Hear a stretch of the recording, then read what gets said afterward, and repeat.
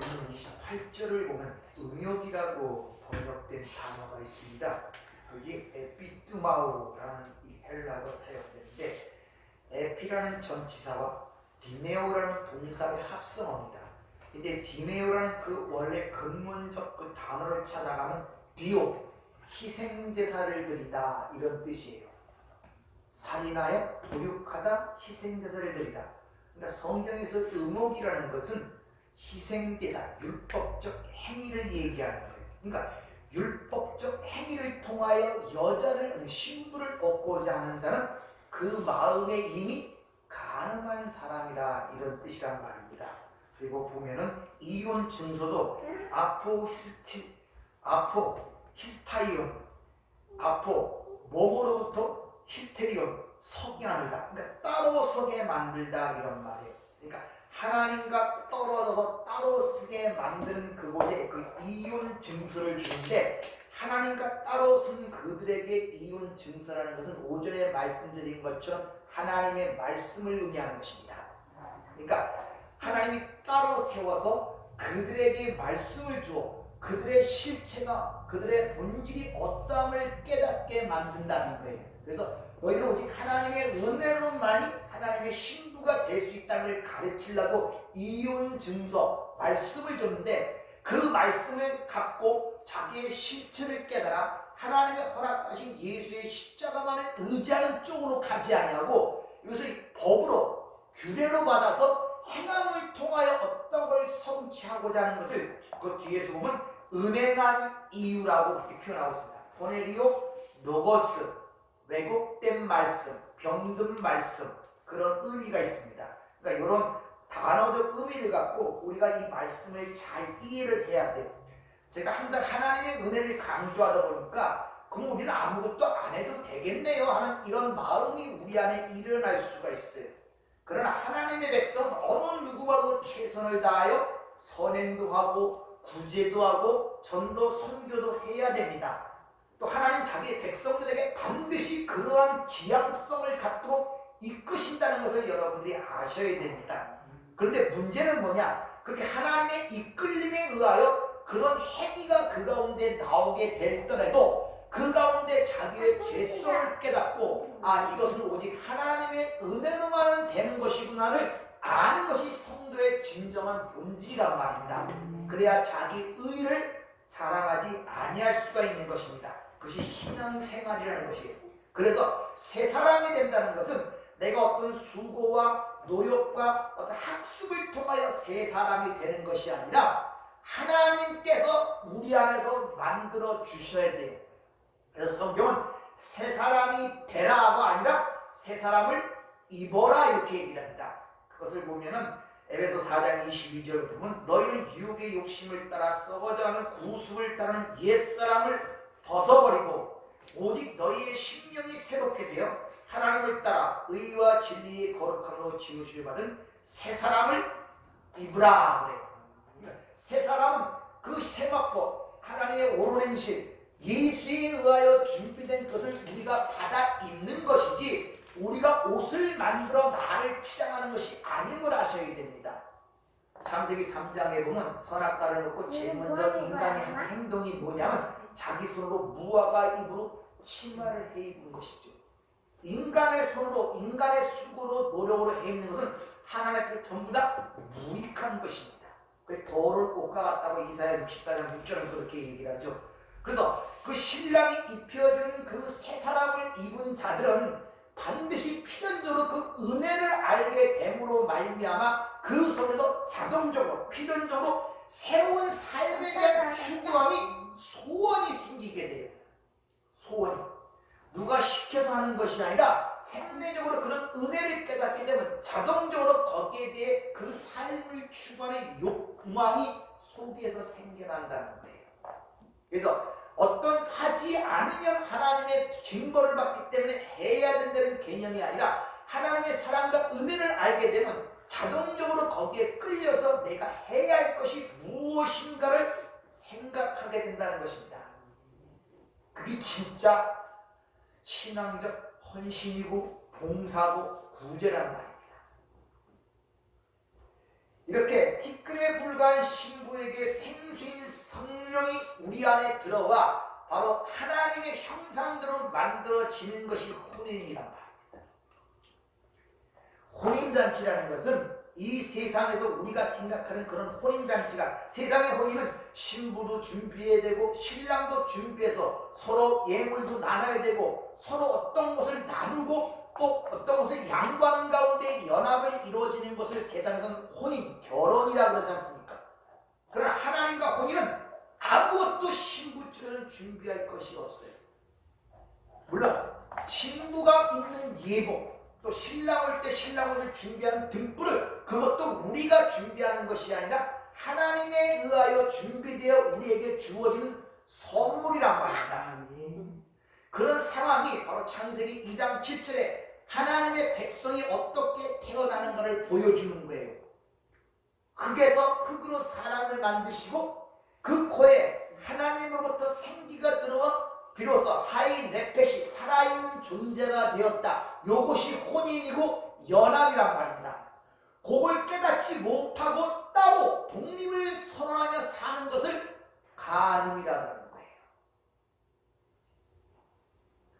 그래서 여자 신부가 어떻게 만들어지는가가 바로 창세기 2장 말미에 나타나 있잖아요. 남자를 잠들게 하고 갈비뼈를 취하여 그를 여자로 만드시죠. 그러니까 하나님의 신부라는 것은 신랑으로부터, 남자로부터 나오고 남자의 것으로 만들어진 것이 신부, 여자, 하나님의 백성이란 말입니다. 그러면 거기서부터 나오고 그로 말미암아 나왔기 때문에 그걸 알지 못하면 나는 아무것도 아니에요. 존재 자체가 없단 말이에요. 그래서 하나님 눈에는 거기서 나오지 않은 자들은 눈 안에 안중에도 없습니다. 하나님 눈에는 자기 백성만 보인단 말입니다. 그 백성들을 위하여 수많은 사람들이 죽잖아요. 세상적인 논리나 세상적인 상식으로 봐요. 멀쩡히 잘 살고 있는 가나안 땅의 7 족속을 하나님의 백성들을 집어서 그들을 다 내쫓고 다 죽이라는 게 상식적으로 맞습니까? 이 세상의 윤리도덕은 맞는 얘기예요? 무슨 하나님이 그런 하나님이 있어요? 아니 거기 원래 원주민들이 잘 살고 있는데 멀쩡하게 이스라엘 백성들을 집어넣고 그들을 다 멸절시키는 그렇게 명령한 하나님이 어딨냔 말입니다. 일반적인 상식으로. 그러나 하나님 눈에는 하나님의 백성이 아닌 자들은 살아있는 자가 아니고 티끌로 보이는 것입니다. 그런 관점으로 모든 걸 봐야지 윤리나 도덕적 시각으로 성경을 보게 되면 하나님은 엄청나게 모순된 자입니다. 예수님의 조상 중에 다말이 있죠. 다말이 누구와 관계를 맺습니까? 시아버지. 그런 일이 이 윤리 도덕적 세상에서 그게 용납이 돼요? 근데 그 거룩한 예수님의 족보에 딱 그 다말이 올라가 있다니까. 그럼 어떻게 이해하시렵니까? 이 세상의 윤리 도덕이나 그런 것으로 본다면, 그런 관점으로 본다면 우리 이런 문제들을 많이 깨트려야 하나님의 말씀을 올바르게 이해를 할 수가 있어요.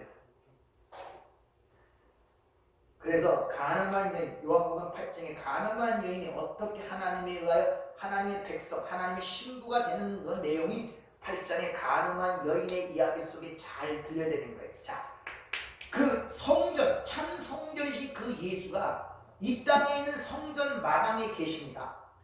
그런데 율법, 하나님의 율법을 지킨다는 율법의 대표적인 바리새인들이 그 육체적으로 가늠한 여인을 끌어다 놓고 선악과를 먹은 선악의 판단자가 되어 그를 돌로 쳐 죽이라고 얘기를 합니다. 모세 율법에 그렇게 기록되어 있으니까. 그러자 어떤 행동을 취하냐? 땅에 엎드려 글씨를 써요.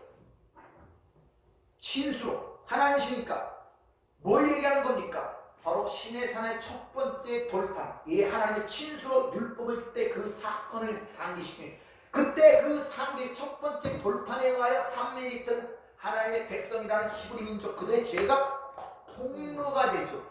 그래서 첫 번째 글씨를 쓴 다음에 너희 중에 죄 없는 자가 돌로 치라 할 때 그들의 죄가 폭로가 되죠. 그러니까 다 도망가 버린단 말입니다.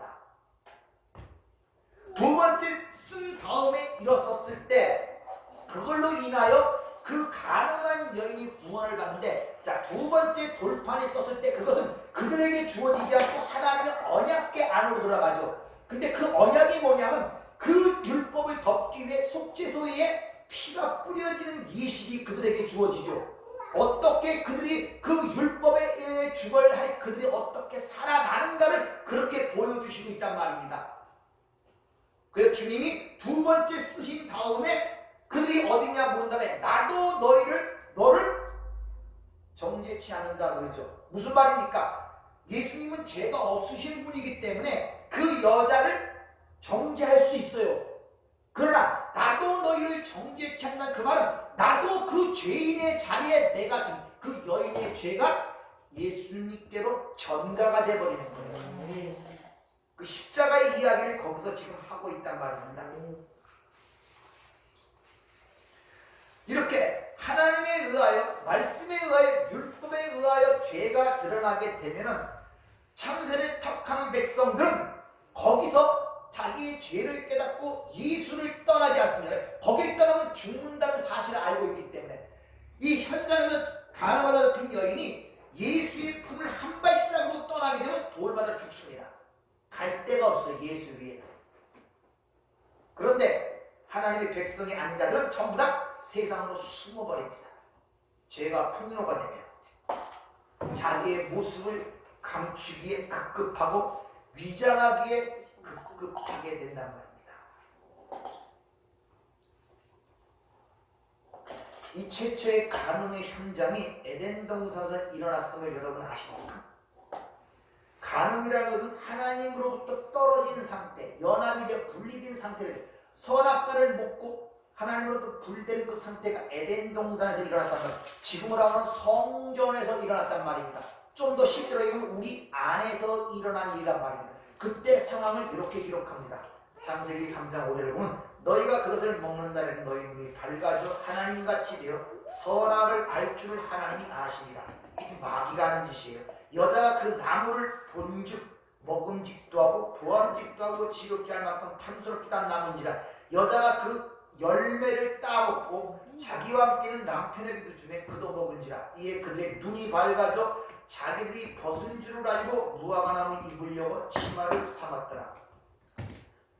그 하와가 무엇을 통해서 지금 죄에 이르니까 눈과 따먹은 손, 그래서 눈을 빼어버리라, 오른손을 꺾어버리라는 눈과 손이 주님께서 오늘 본문 속에서 하시는 말씀의 의도가 창세기 3장의 그 이야기를 지금 상기를 시키고 있다는 것입니다. 그걸 하지 말라는 거예요. 보고 따먹지 말라는 것입니다. 따라서 오늘 29절 30절 말씀은 당신의 신분들에게 가능케 하는 그 우리의 지체, 우리 육체의 눈을 빼버리라, 우리 손을 잘라버리는 그런 의미가 아닌 것입니다. 왜? 우리는 원래부터 이 땅에 가늠한 자로 왔다고 오전에 말씀드렸죠. 그러면 그걸 눈을 빼버리고 손을 잘라버리라 하는 게 무슨 의미겠습니까? 하나님은 반드시 그 범죄하는 눈을 빼버리고 손을 잘라버리겠다는, 그 범죄 손을 잘라버리겠다는 하나님의 하나의 약속과 의지란 말입니다.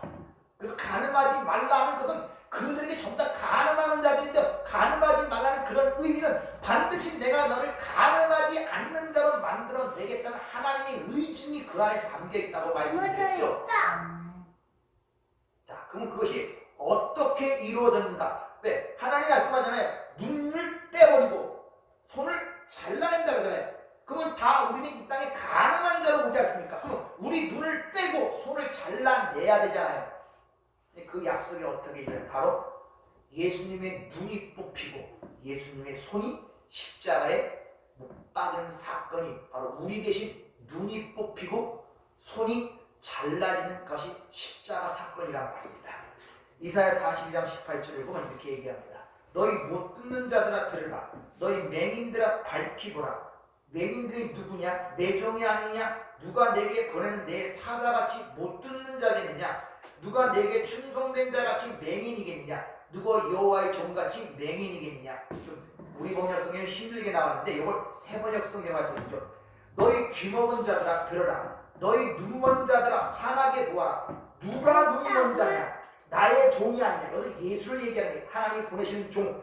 그리고 누가 귀먹은 자냐? 내가 보낸 나의 사자가 아니냐. 누가 눈먼 자냐? 주님과 언약을 맺은 자가 아니냐. 누가 눈먼 자냐? 주님의 종이 아니냐. 우리 대신 눈이 뽑혀 맹인이 됐고 우리 대신 손이 꺾여버렸다는 얘기란 말입니다. 너희들은 눈이 멀어 그걸 보지 못한다는 거예요. 바로 내가 보낸 종, 내가 보낸 사자, 언약의 사자가 너희 대신 눈이 뽑히고 손이 잘리는데 이 눈먼 자들아 듣지 못하는 자들아 왜 그걸 알지 못하느냐. 이사야를 통해서 지금 그렇게 이야기를 하고 있는 것입니다.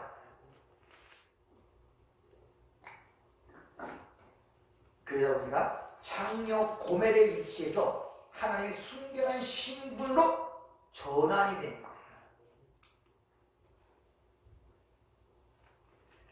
근데 선악과를 따먹은 인간들이 하나님의 은혜를 잊지 못하면 못 듣고 못 본다는 거예요.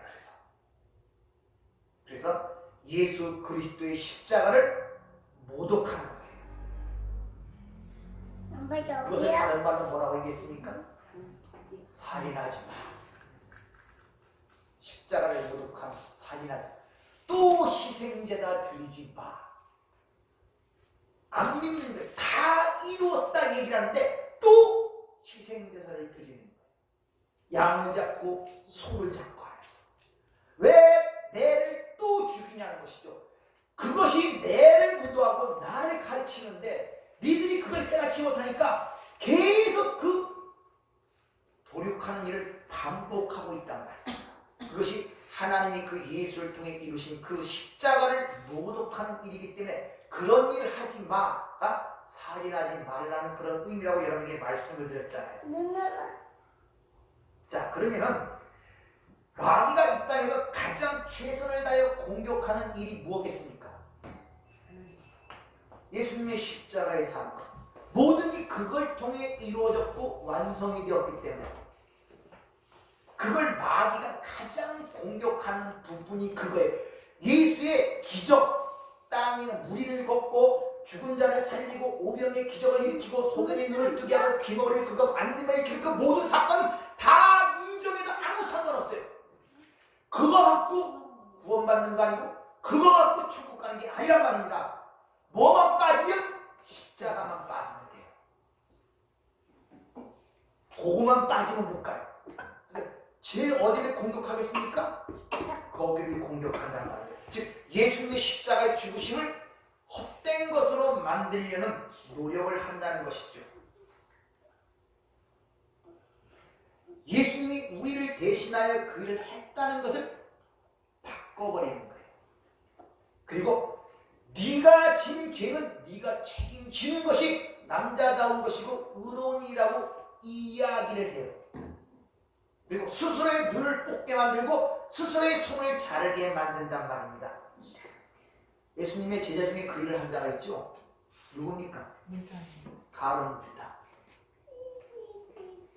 내가 무지한 선생을 팔아서 죽였다고 그러죠. 그 책임을 자기가 지겠다고 목매달아 자살하지 않습니까? 남자답지 않습니까? 근데 베드로는 뻔뻔스럽게 3번이나 분명히 맹세하며 예수님을 저주하던 베드로는 뻔뻔스럽게 책임을 자기가 안 지고 똑같이 옛날로 돌아가갖고 고기 잡으러 가요. 그런 뻔뻔스러움이 어디 있습니까? 그런데 예수님은 유다에게 뭐라고 얘기하느냐? 마귀라고 하죠. 그게 마귀예요. 네가 진 책임을 왜 다른 사람이 져? 세상에는 이게 논리 아닙니까? 말도 안 되는 소리 하지 마. 인간은 자기가 되는 거 책임을 져야 돼. 그 가룟유다처럼 자살하게 만들고 스스로 책임을 지게 만드는 그것이 마귀란 말이에요. 그래서 주님이 가룟유다고 마귀라고 하는 거예요. 하나님의 어린 양 예수의 십자가를 희석시키고 인간의 십자가를 만들어낸단 말입니다. 그리고 그걸 의로운 행위라고 선전을 하고 그것이 신앙이라고 뒤집어 씌우는 거예요. 그래서 주님이 양의 탈을 쓴 일이라고 얘기를 하는 거예요. 세상에서 그걸 칭송합니다. 책임 있는 행동이라고, 영적인 행동이라고. 그게 뭐라고요? 마귀가 하는 짓이란 말입니다. 잘 분별을 하셔야 돼요, 여러분들. 마귀가 하는 짓은 세상에 칭송을 받고 칭찬을 받고 그럽니다. 그리고 남자답게 보이고 영웅시보여요.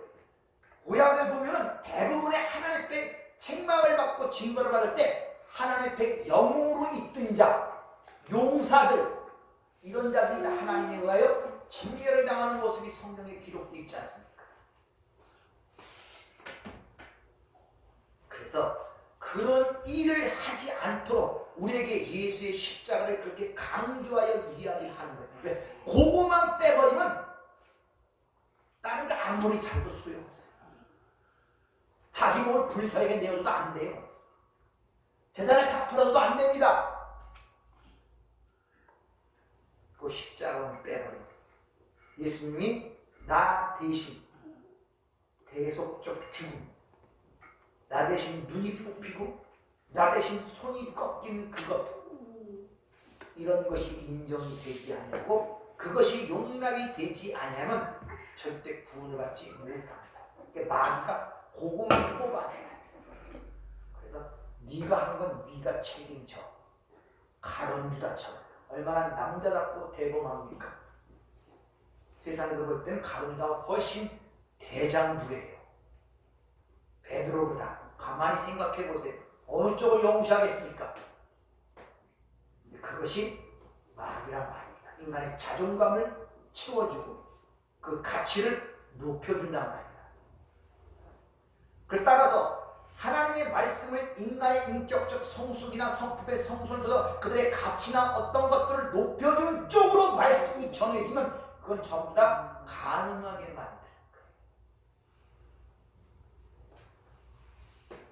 그래서 성령이 오면, 진리의 성령이 우리 안에 들어오면 그런 인간의 가치와 자존감을 여지없이 깎아내기 시작합니다.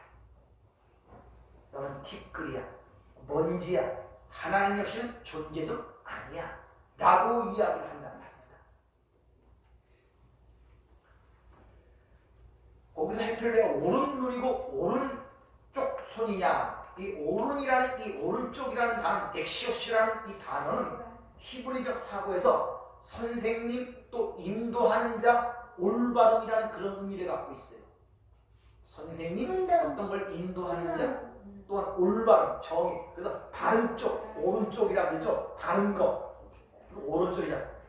그런데 그렇게 하나님에 의하여 세워진 것이 아니라 타락한 인간들, 선악과를 따먹고 선악 체계 아래서 인간이 하나님을 살려는 그들에 의하여 가르침을 받는 자들, 그들에 의하여 세워진 자들이 바로 오른손, 오른눈이란 말입니다. 그들은 반드시 어디로 그들을 이끌어가겠습니까? 간음의 현장으로. 네, 인간의 자존감을 높여주고 인간의 가치를 높여주는 쪽으로 끌어간단 말입니다. 그게 옳은 눈, 오른손이. 그걸 찍어버리라. 주님이 이렇게 말씀하고 있단 말입니다. 즉 나를 높이고 나를 숭하게 만드는 그런 가르침은 거짓 선생이란 말이에요. 그래서 그런 것들을 찍어버리란 말입니다. 이것이 오른 눈을 빼버리고 오른손을 잘라내라는 그런 말입니다. 에스겔서 23장 49절을 보면 우상 숭배가 곧 간음이라고 그렇게 이야기를 하고 있습니다. 그런데 조금 전에 말씀드린 첫 번째 간음이 어디서 일어났다고요? 에덴 동산에서, 성전 안에서. 지금 이 시대 신약에서는 어디서 일어나겠습니까? 교회 안에서. 그 일이 일어납니다.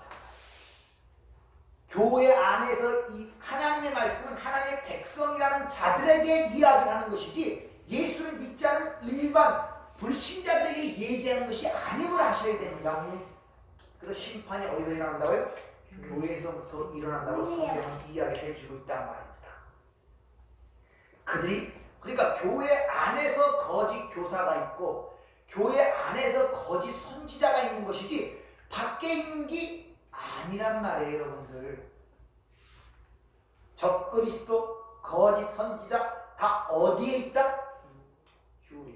아니, 저 불당 절에서 하나님의 말씀을 가르치겠습니까?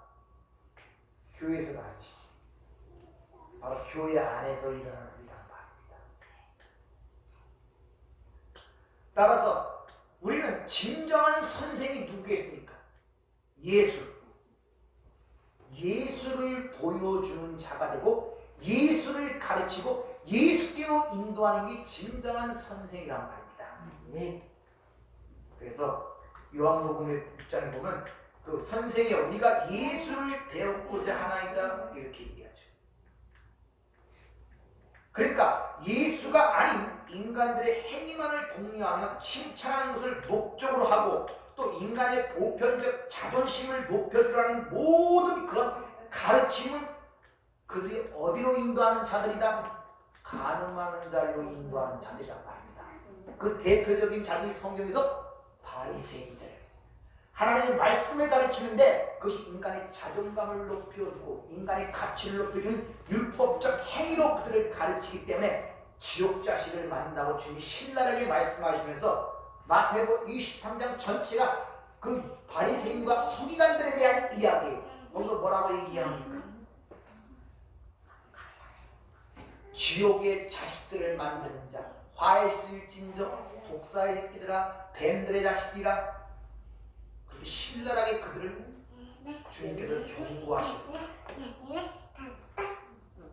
그래서 항상 은혜를 얘기하는 예수님 대척점에 바리새인들이 등장하는 것입니다. 사복음서에 항상 예수를 대적하는 걸 그 율법을 잘 가르치고 율법대로 행하며 산다는 선한 사람들의 단체란 말입니다. 이상하게.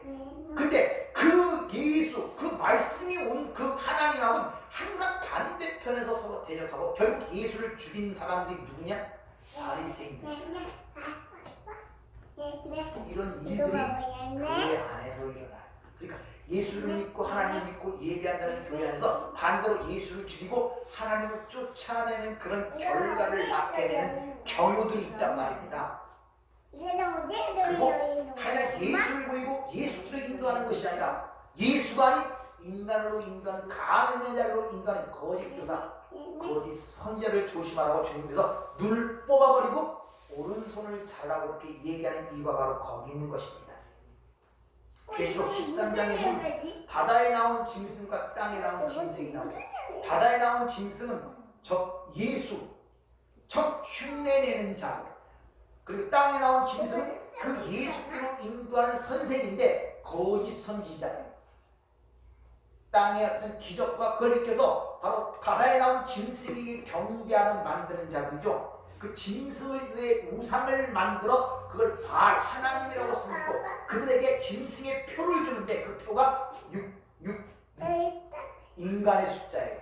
3은 하나님의 숫자인데 인간으로서 하나님을 흉내낸다는 그런 의미가 666이란 말입니다. 하나님의 숫자는 777이거든요.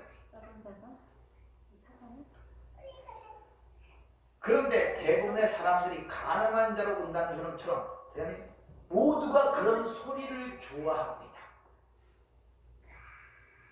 왜냐? 복음 자체는 인간의 죄덩어리임을 폭로시키는 것이 많이 불편해요.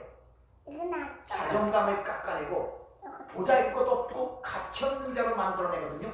무능력하고 불가능한 자로 선언해버리거든요. 그것이 얼마나 불편하겠습니까? 힘들단 말입니다. 그래서 거짓 선생 두기를 좋아합니다. 사도행 7장에 보면 스데반의 설교가 나타나죠. 그들의 죄악을 지적합니다. 너희가 이제 그 의인을 잡아준 자여 살인한 자다 이렇게 설교를 했더니 그들이 일을 가하며 분하여 돌을 던져 스데반 집사를 죽이죠. 이런 일이 일어난단 말이에요. 불편하게 만들거든요. 그래서 디모데후서 4장 3절을 보면 때가 이르니 사람들이 바른 교훈을 받지 아니하며 귀가 가리워져 자기 사욕을 따르는 스승을 많이 두고 또 그 귀를 진리에서 돌이켜 허탄한 이야기를 따르리라. 이 바른이라는 단어가 휘기하노라는 이런 헬라어가 사용되는데 그것이 에피티메오, 음행이라는 단어의 반대편에 있는 거예요. 그 건강한 것. 귀가 가리워져 큰애 또 이것은 욕망을 부채질하고 바로 그들 충동질한다는 거예요. 그들이 듣고 싶어하고 그들이 좋아하는 것들을 부채질하고 충동질시킨다는 거예요. 그리고 자기 사욕을 따르는 이 사욕이라는 것이 음행에 나오는 에피투메오 단어와 똑같은 단어예요. 희생제사. 그게 훨씬 편합니다. 편한 게 아니라 마음에 맞아요. 뭔가 하는 것 같거든요. 그래서 예배당도 스테인 글라스로 쫙 해놓고 엄숙하게 십자가에다 막 예수님 달린 거 갖다 놓고 막 그러면 굉장히 엄숙해 됩니다. 그래서 그런 걸 잘 꾸며놓은 데는 그 들어갈 때도 조심조심 들어가요. 뭔가 분위기가 엄숙하거든요. 근데 우리 같은 이런 교회는 그냥 퉁퉁퉁퉁 들어오지 아무런 분위기가 안 나거든요. 사람들은 그런 걸 좋아하게 된다. 그게 타락한 인간들의 보편적인 성향이라는 것입니다. 그러니까 타락한 인간들에 의하여 선생으로 세워지고 또 인간들에 의하여 인도자로 세워진 그들을 조심해야 되는데 그들의 특징이 뭐냐? 예수를 말하는 것이 아니고 예수께로 인도하는 것이 아니라 그들의 자존감과 가치감을 높여주면서 그들의 성취감을 충동질시키는 잘로 인도하는 자들, 그들을 찍어버리라는 것입니다. 이게 오른손과 오른손을 찍어버리는 그런 의미라는 것입니다. 그들은 왜? 지옥으로 끌고 가기 때문에. 그래서 야고보 3장 1절을 보면 형제들아 너희가 선생된 우리가 더 큰 심판을 받을 줄 알고 선생이 많이 되지 말라. 이렇게 얘기해요. 가르치는 자가 더 큰 죄를 짓게 된다는 것이죠. 고린도 12장에 보면 교회를 예수의 몸이라고 그러고 예수가 몸의 머리고 우리는 그의 지체라는 그런 말씀이 있죠. 자, 그런 몸된 지체들이 전부 다 가늠하는 것입니다. 병이 들었단 말이에요. 그럼 당연히 몸에서 잘라내야 되잖아요. 그렇죠? 그럼 내가 병든 사실을 알고 있는 자라면 필연적으로 성도의 삶 속에서 어떤 고백이 나와야 되면 나는 죄인으로소이다. 나를 떠나소서 하는 그런 인식이 반드시 성도에게서 나와야 돼요. 그래야 그 은혜를 우리가 알 수 있단 말입니다. 그래서 성경은 구약에 여러 군데 있습니다. 나는 제사를 원하지 않고 상한 심령을 원한다는 말이 그래서 나타나는 것입니다. 시편 34편 18절 여호와는 마음에 상한 자를 가까이 하시고 중심으로 통회하는 자를 구원하시도다. 이 중심이라는 단어가 성령으로 부서지는 자들, 마음이 상한 자는 어떻게 해야 성령의 그 마음이 완전히 깨어진 자들을 하나님 구원하신다 이 말이에요. 그러니까 성령이 여러분들의 안에 오시면 여러분들의 옛사람을 이렇게 세워주는 것이 아니라 그걸 거지없이 깎아낸단 말입니다. 그게 성령이 하시는 일이라는 것입니다. 그리고 거기 그런 자들을 하나님이 구원해 내신다는 것입니다. 시편 50편 10절에도 하나님께서 구하시는 제사는 상한 심령이라 하나님이여 상하고 통회하는 마음을 주께서 멸시치 아니하시리라. 자, 이런 것을 갖고 구원의 확신이라는 것이 어떻게 생기는가를 이걸 통해서 우리가 봐야 된단 말입니다. 구원의 확신이라는 것은 하나님을 통하여 은혜로 우리가 갖게 되는 것이지 인간의 업적과 수고와 노력으로 내가 갖는 것이 아니란 말입니다.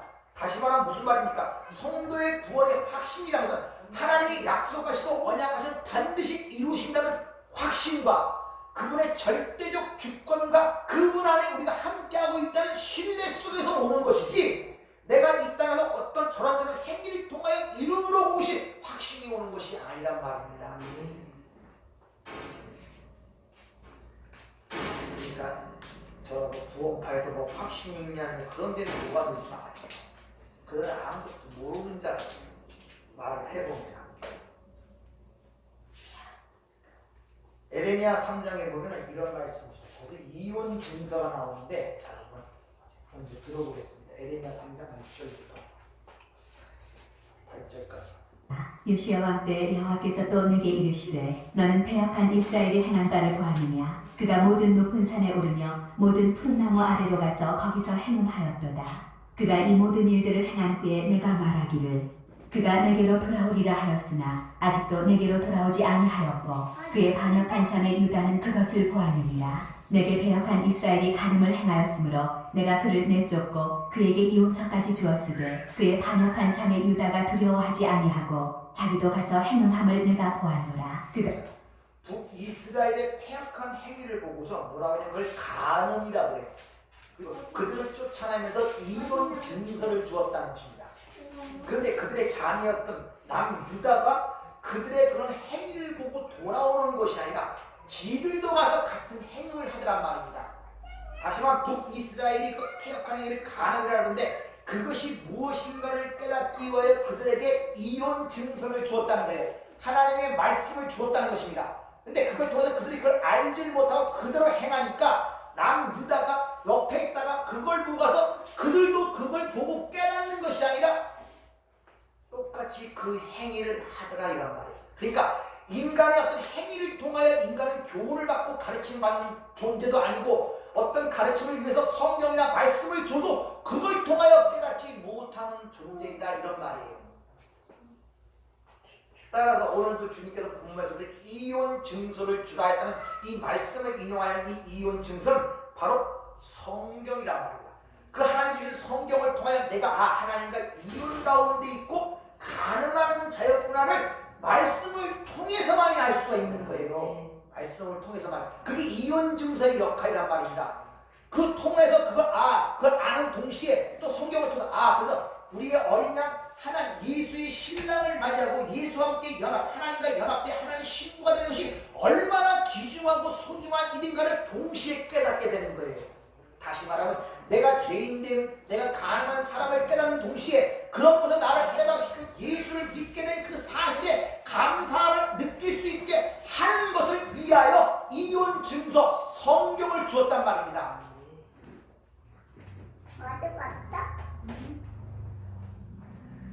그런데 조금 전에 말씀드린 것처럼 여전히 그 이혼 증서를 보고서도 가늠을 하더라. 한 가지밖에 없어요. 이제 자신이 고멜이 돼요. 창녀가 돼요. 음녀가 돼요. 그래서 요한계시록에 보면 음녀가 그 음녀는 예수 그리스도로 얘기해요. 자신이 음녀가 되어 우리를 끌어안고 죽고 새 사람으로 살아나는 이게 구원이란 말이에요. 이런 문제를 통하여 구원에 관한 인간의 절대적 무력함과 불가능함과 하나님께서 허락하신 유일한 방법 그 아들의 죽으심만을 통해서만이 된다는 것을 지금 계속적으로 여러 가지 면을 통해 지금 우리에게 가르쳐주고 있단 말입니다. 어찌 은혜가 아닐 수가 있겠습니까? 그 단적으로 표현하는 것이 십자가에서 엘리 엘리 나마 사막다니 무슨 뜻입니까? 하나님이여 하나님이여 어찌하여 나를 버리시나이까? 그걸 통하여 그 외침 속에서 우리가 그 하나님의 사랑을 알았더라면 그 예수의 은혜를 알면 어찌 하나님을 사랑하지 아니할 수가 있고 어찌 그 은혜를 찬송하지 아니할 수가 있겠냔 말이에요. 그 외침 속에서 그 사랑을 본다는 것.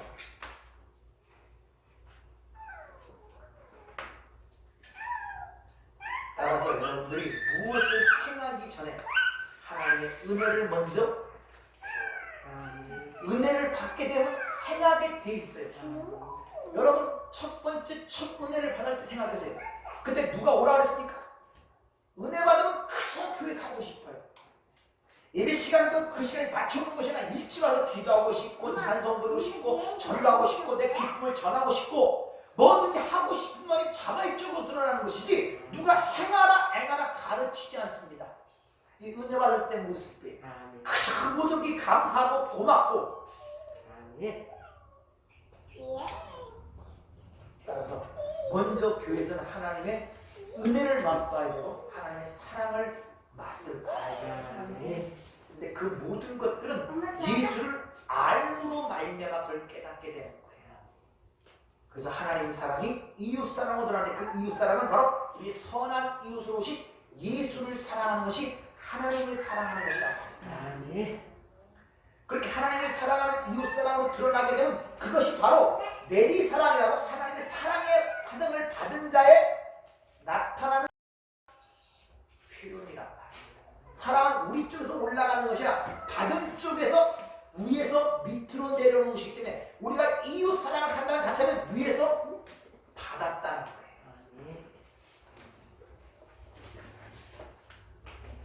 따라서 교회 안에서 하나님의 은혜, 하나님의 사랑, 하나님이 하신 일을 선포하기 전에 인간의 행위를 독려하고 인간의 자존감을 지켜주는 그런 것들을 전하는 것들은 다 가능하게 만드는 것입니다. 아직 거짓 선지자, 거짓 선생인 것입니다. 진짜 스승은 예수께로 인도하고 여러분이 하나님 앞으로 인도하는 것이 진짜 가르침이고 진짜 스승이란 말입니다. 아멘. 여러분들이 잘 분별하시고 예수를 믿기를 부탁을 드립니다. 아멘. 기도하겠습니다. 은혜롭고 자비로우신 아버지 하나님, 아버지 말씀만이 우리의 삶의 등불이요 내 발의 빛이라고 주님 말씀하십니다.